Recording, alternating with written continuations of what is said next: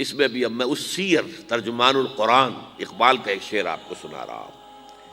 ایک تو انہوں نے جو اردو میں کہا تھا، میر عرب کو آئی ٹھنڈی ہوا جہاں سے، میرا وطن وہی ہے، میرا وطن وہی ہے. ٹھنڈی ہوا حضور کو آئی، مجھے ہندوستان کی طرف سے ٹھنڈی ہوا آ رہی ہے صلی اللہ علیہ وسلم. میر عرب کو آئی ٹھنڈی ہوا جہاں سے، میرا وطن وہی ہے، میرا وطن وہی ہے. لیکن اس سے بھی زیادہ جو بات ہے وہ علامہ اقبال کا ایک شعر ہے جس کے پہلے مصرعے میں تو حضرت مہدی کا ذکر ہے، وہ میں بعد میں اس کا ذکر کروں گا جب ان کا وقت آئے گا. خضر وقت از خلوت دشت حجاز آید بروں.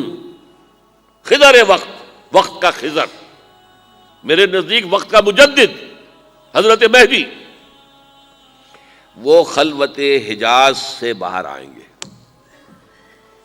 خضر وقت از خلوت دشت حجاز آید بروں، کارواں زیں وادی دور و دراز آید بروں. کارواں اس وادی دور و دراز سے چلے گا. یہ وادی دور و دراز کون سی ہے؟ وادی سندھ. وادی سندھ کا تصور پتہ نہیں آپ کو کیا ہے. آپ کو معلوم ہونا چاہیے کہ وادی سندھ، یہ سارے ٹریبیوٹس جو آ رہے ہیں جو وادی اس دریائے سندھ میں مل رہے ہیں، جیسے ایک درخت ہوتا ہے اور اس کی شاخیں ہیں، وہ تو درخت کے تنے سے نکلی ہیں. ایک یہ کہ ٹریبیوٹریز ہوتی ہیں، چھوٹے چھوٹے دریا ہوتے ہیں، وہ ملتے ہیں تو ایک بڑا دریا بنتا ہے. یہ ٹریبیوٹریز مشرق سے بھی آ رہی ہیں سندھ میں اور مغرب سے بھی آ رہی ہیں. افغانستان کا جو مشرقی حصہ اسی وادی سندھ کے اندر ہے، اور یہ موجودہ پاکستان، بلکہ اس میں سے کچھ حصہ جو ہم چھوڑ چکے ہیں، ہم سے نکل گیا دریائے ستلج تک، یہ اس وادی سندھ کا حصہ ہے. کہاں آ رہا ہے ستلج؟ سندھ میں. اور بیاس تو ستلج میں پہلے ہی آ گیا، راوی آ گیا، چناب آ گیا، جہلم آ گیا، سب سندھ میں پہنچ گئے. مٹن کوٹ میں سب پہنچ گئے کہ نہیں پہنچ گئے؟ اوپر سے یہ دریائے سوات آ رہا ہے، یہ دریائے دیر آ رہا ہے، یہ دریا فلاں آ رہا ہے، یہ دریا فلاں آ رہا ہے، سب دریائے کابل میں ہو کر کہاں پہنچے؟ سندھ میں. اوپر سے دریائے ہنزا آ رہا ہے، دریائے گلگت آ رہا ہے، کہاں آ کر گرے؟ سندھ میں. پھر یہ جو دریا آ رہے ہیں جو ان کے جو ہمارے جو ہے درائے گومل سے چلا آ رہا ہے، ٹوچی چلا آ رہا ہے، کہاں جاتے ہیں؟ سندھ میں. یہ پوری وادی ہے. یہ افغانستان کا مشرقی حصہ جو پختون ہے، 100% پختون، وہ در حقیقت وادی سندھ کے اندر ہے. یہ دو طرف سے وادی سندھ. اقبال کا یہ شعر جو ہے رات کے اقبال کا شعر ہے، یہ اس اقبال کا جس کو الہام ہوتا تھا. خضر وقت از خلوت دشت حجاز آید بروں، کارواں زیں وادی دور و دراز آید بروں.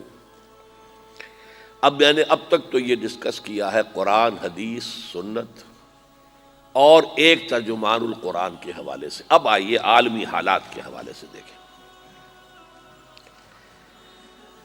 عالمی حالات سے بھی معلوم ہوتا ہے کہ ایک عالمی ریاست تقدیر مبرم ہے. زمانہ تیزی کے ساتھ ادھر جا رہا ہے جبکہ پوری دنیا کی ایک ریاست ہوگی،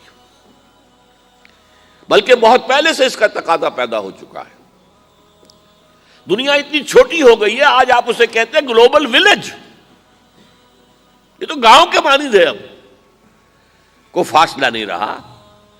امریکہ میں تاج پوشی ہو رہی ہے بش صاحب کی، اور کا منظر ہم بیٹھے دیکھ رہے ہیں، سارا کا سارا 12,000 میل دور بیٹھے ہوئے دیکھ رہے ہیں. دنیا کیا ہے؟ یہ تو ایک گاؤں ہے، ایک شہر ہے. اور ایک عالمی ریاست اگر قائم نہیں ہوتی تو دنیا میں کبھی امن قائم نہیں ہو سکتا.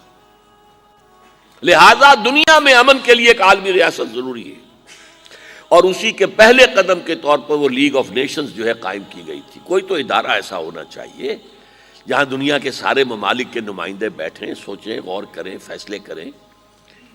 اگرچہ وہ جو بے ایمانیاں دلوں میں تھیں، جو بدنیتیں دلوں میں تھیں، انہوں نے ناکام کر دیا اس کو، لہذا وہ مر گئی، ختم ہو گئی. ہاں، جنم دے گئی اسرائیل کو، اس کے بطن سے اسرائیل نے جنم لیا، اسرائیل نے نہیں، بالفور ڈکلریشن نے، کہ یہودیوں کو فلسطین میں آباد ہونے کی اجازت ہے۔ اچھا جب وہ ختم ہو گئی تو تقاضا موجود تھا، کوئی ادارہ ایسا ہونا چاہیے بھئی بیٹھے سب کے سب وہاں فیصلے کریں، ورنہ تو دو برتن کھڑک جائیں گے تو اس کے بعد وہ عالمی جو ہے ایک کنفرنٹیشن ہو سکتی ہے۔ تب یہ پھر دوبارہ یونائٹڈ نیشنز آرگنائزیشن بنی، اور اب وہ بھی دم توڑ رہی ہے بیچاری، کئی روز سے دم توڑ رہی ہے، اس لیے کہ عراق وار کے ضمن میں ایک پیسہ بھر بھی وقت نہیں دی بش نے یو این او کی حمایت یا مخالفت کو۔ کیا رہ گیا اس کا وجود؟ بس ایک کلب ہے، آؤ بیٹھے گفتگو کرو، اللہ اللہ خیر صلی اللہ۔ جتنے ریزولوشن یو این او نے پاس کیے جنرل اسمبلی نے اسرائیل کے خلاف، سب کو ویٹو کیا ہے امریکہ نے۔